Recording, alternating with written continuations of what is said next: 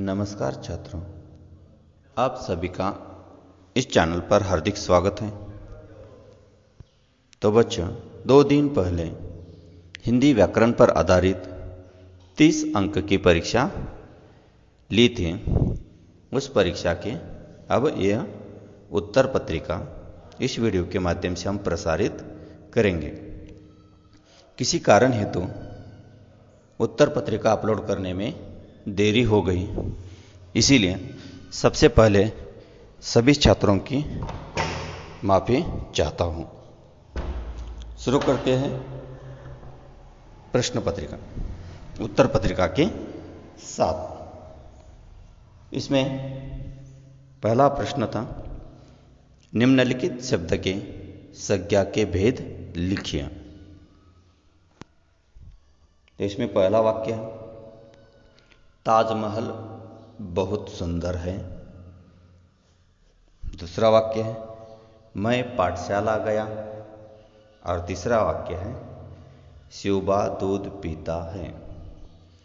इसमें पहला वाक्य जो है उसमें संज्ञा शब्द है ताजमहल, और यह ताजमहल जो संज्ञा शब्द है इसका भेद है व्यक्तिवाचक संज्ञा। दूसरे वाक्य में पाठशाला, ये जो संज्ञा शब्द है इस संज्ञा शब्द का भेद है जातिवाचक संज्ञा। और तीसरा जो वाक्य है इसमें दूध, यह जो संज्ञा शब्द है इस संज्ञा शब्द का भेद है द्रव्यवाचक संज्ञा। अगला है, निम्नलिखित शब्द के सर्वनाम के भेद पहचानिए। इसमें 3 वाक्य हैं। पहला वाक्य है, जैसा देश वैसा भेष। दूसरा वाक्य है, किसी ने यह रख दिया। और तीसरा वाक्य है, उसने क्या कहा। इसमें पहला जो वाक्य है उसमें सर्वनाम शब्द है जैसा वैसा, और इसका भेद है संबंधवाचक सर्वनाम। दूसरा सर्वनाम वाक्य जो है उसमें सर्वनाम शब्द है किसी, और उसका भेद है अनिश्चयवाचक सर्वनाम। और तीसरे वाक्य में क्या, ये जो सर्वनाम शब्द है इसका भेद है प्रश्नवाचक सर्वनाम। अब अगला सवाल, निम्नलिखित विशेषण शब्द के भेद लिखिए। इसमें पहला वाक्य है, राम बहुत शरारती लड़का है। दूसरा वाक्य है, सभा में बहुत लोग हैं। और तीसरा वाक्य है, तुम थोड़ा खाना खा लो। इसमें पहले वाक्य में शरारती, ये जो विशेषण शब्द है इसका भेद है गुणवाचक विशेषण। दूसरे वाक्य में बहुत, ये जो विशेषण शब्द है इसका भेद है संख्यावाचक विशेषण। और तीसरे वाक्य में थोड़ा, यह जो विशेषण शब्द है इसका भेद है परिमाणवाचक विशेषण। अब अगला सवाल अव्यय के बारे में, निम्नलिखित अव्यय शब्द के भेद लिखिए। इसमें पहला वाक्य है, मोहन धीरे धीरे चलता है। दूसरा वाक्य है, तुम्हें उसके पास जाना है। और तीसरा वाक्य है, ओह कितना प्यारा बच्चा है। इसमें पहला जो अव्यय शब्द है वह है धीरे धीरे। यह जो अव्यय शब्द है इस अव्यय शब्द का भेद है क्रिया विशेषण अव्यय। दूसरा पास, यह जो अव्यय शब्द है इसका भेद है संबंध बोधक अव्यय। और तीसरा जो है ओह, इसका भेद है विस्मयादि बोधक अव्यय। अब अगला जो प्रश्न है मोहरा, निम्नलिखित मोहरों का अर्थ बताकर वाक्य में प्रयोग कीजिए। इसमें पहला मोहरा है मर मिटना। दूसरा है सिर पर रखना। और तीसरा है बाल की खाल निकालना। तो इसमें पहला जो मुहावरा है मर मिटना, इसका अर्थ है जान देना। और इसका वाक्य में प्रयोग है, जवान अपनी धरती माता पर मर मिटते हैं। जवान अपनी धरती माता पर मर मिटते हैं। अब दूसरा जो मुहावरा है, सिर पर रखना, इसका अर्थ है आदर पूर्वक ग्रहण करना। इसका उदाहरण है, भरत ने राम की आज्ञा सिर पर उठाई। और तीसरा वाक्य जो है, मुहावरा जो है, वह है बाल की खाल निकालना। इसका अर्थ है गहराई से छानबीन करना। और इसका उदाहरण है, वकील ने बाल की खाल निकालकर सच्चाई सामने लाई। अब अगला जो प्रश्न है वह है, निम्नलिखित प्रेरणार्थक क्रिया का प्रथम और द्वितीय प्रेरणार्थक रूप लिखिए। इसमें पहली प्रेरणार्थक क्रिया है पीना, दूसरी प्रेरणार्थक क्रिया है निकलना, और तीसरी प्रेरणार्थक क्रिया है रोकना। इसमें पीना, ये जो प्रेरणार्थक क्रिया है, इस प्रेरणार्थक क्रिया का प्रथम प्रेरणार्थक रूप है पिलाना और द्वितीय प्रेरणार्थक रूप है पिलवाना।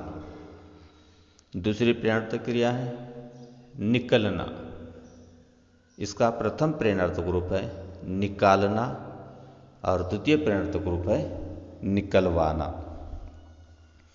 अब तीसरी प्रेरणार्थक क्रिया है रोकना, इसका प्रथम प्रेरणार्थक रूप है रुकाना और द्वितीय प्रेरणार्थक रूप है रुकवाना। अब अगला जो प्रश्न है वह है, रचना के आधार पर वाक्य भेद पहचानिए।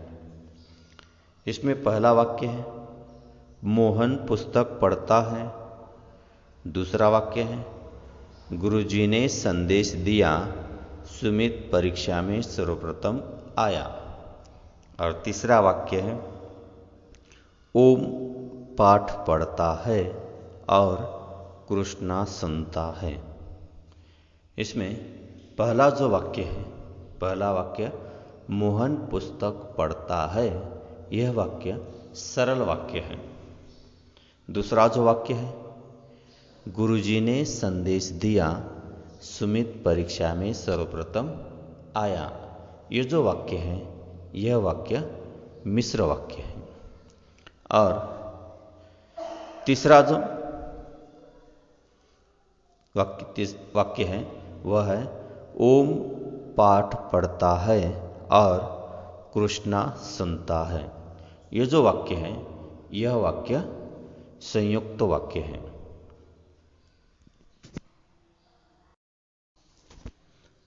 अगला है निम्नलिखित वाक्य शुद्ध करके लिखिए। इसमें पहला वाक्य है मैंने मित्र को तार की। दूसरा वाक्य है सभा में कई नेता हाजिर थे। और तीसरा वाक्य है सभी पुरानी चीजें बिक गया। अब ये जो पहला वाक्य है मैंने मित्र को तार की, ये जो वाक्य है यह वाक्य शुद्ध करके इस प्रकार होगा मैंने मित्र को तार किया, की जगह किया। अब दूसरा जो वाक्य है सभा में कई नेता हाजिर थे, इसमें शुद्ध करके होगा सभा में कई नेता हाजिर थे, नेते की जगह नेता हाजिर थे। अब तीसरा जो वाक्य है वह है सभी पुराने चीजें बिक गया। ये जो वाक्य है यह शुद्ध करके इस प्रकार होगा सभी पुरानी चीजें बिक गई। पुराने के जगह पुरानी और गया की जगह गई। सभी पुरानी चीजें बिक गई। अब अगला जो है वह है काल परिवर्तन। निम्नलिखित वाक्यों का सूचना के अनुसार काल परिवर्तन कीजिए। इसमें पहला वाक्य है, उसने गुलाब का फूल तोड़ा। ये जो वाक्य है, यह वाक्य पूर्ण भूतकाल में इसका हमें परिवर्तन करना है। दूसरा वाक्य, रहमान लक्ष्मी को मारता था। ये जो वाक्य है, यह वाक्य अपूर्ण वर्तमान काल में इसका हमें परिवर्तन करना है। और तीसरा जो वाक्य है वह है, आनंद का क्षण आ गया था। ये जो वाक्य है, इस वाक्य का हमें परिवर्तन करना है सामान्य भविष्य काल में। तो इस प्रकार होगा। पहला वाक्य है, उसने गुलाब का फूल तोड़ा। ये जो वाक्य है, यह वाक्य पूर्ण भूतकाल में हो जाएगा इस प्रकार, उसने गुलाब का फूल तोड़ा था। यह कौन से काल में हो गया? पूर्ण भूतकाल में। उसने गुलाब का फूल तोड़ा था। अब दूसरा जो वाक्य है वह है, रहमान लक्ष्मी को मारता था। यह जो वाक्य है, यह वाक्य अपूर्ण वर्तमान काल में परिवर्तन करते हुए इस प्रकार होगा, रहमान लक्ष्मी को मार रहा है। अब तीसरा जो है वह है, आनंद का क्षण आ गया था। यह जो है, यह कुछ इस प्रकार होगा, आनंद का क्षण आएगा। यह सामान्य भविष्य काल में परिवर्तन करते हुए आनंद का क्षण आएगा। इस प्रकार काल परिवर्तन। अगला है, निम्नलिखित शब्दों के विलोम मतलब विरोधार्थी शब्द लिखना है। इसमें पहला शब्द है लौकिक, उसका विरोधार्थी शब्द हमें लिखना है। दूसरा है अनपढ़ और तीसरा दानव। तो पहले लौकिक, इसका विलोम शब्द होगा अलौकिक। दूसरा है अनपढ़, ये जो शब्द है इसका विलोम शब्द होगा सुघड़। और तीसरा जो है दानव, इसका विलोम शब्द होगा देव।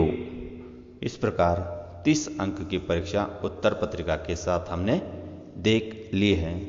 छात्रों को निवेदन है कि वह कमेंट बॉक्स में कितने अंक प्राप्त किए, यह कमेंट बॉक्स में लिख सकते हैं।